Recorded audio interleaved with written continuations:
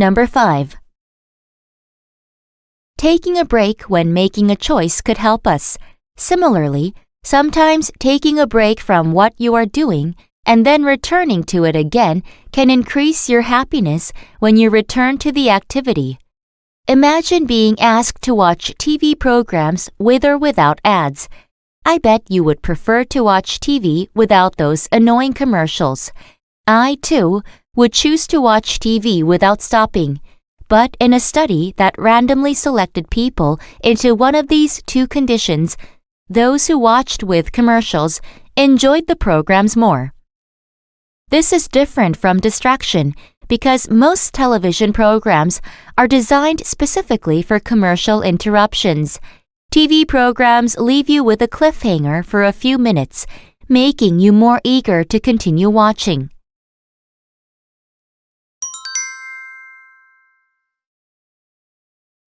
Number 6.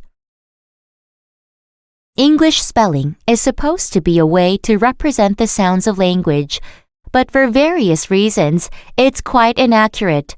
Part of the problem is that spelling is conservative, while pronunciation is progressive. The spelling of some words, like though, hasn't changed for hundreds of years, while our pronunciation has changed enough to make that GH on the end a real mystery to most people. Something else that makes our spelling inaccurate is the fact that we borrow words from other languages, maintaining the spellings they have in different orthographic systems. So, although the letter L usually represents one particular sound, as in the word lemon, we have words like tortilla in which it's used differently.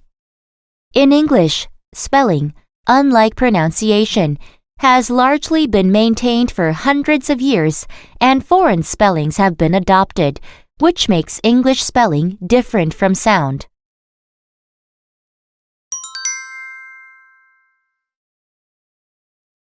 Numbers 7 to 9. When Eo III was ruling over all men and animals, he invited his subjects to feast. After the feast had been held, it was the custom of the people to make speeches. One day, after the feast, the head of driver ants got up and said that they were stronger than anyone, and that no one could stand before them, which was quite true. He was particularly offensive in his allusions to the worms, and said they were poor and weak things. The worms were so angry that they complained to the king about what he said. So, the king said that the best way to decide the question who was stronger was for both sides to meet on the road and fight till one side was clearly the winner.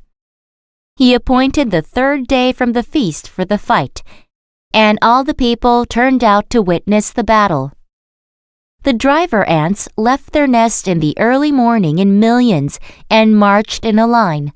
When they came to the battlefield, the moving band spread out, and the whole piece of ground was a moving mass of ants and bunches of struggling worms. As the driver ants were well trained, the fight was a piece of cake to them. They easily defeated the worms in a few minutes.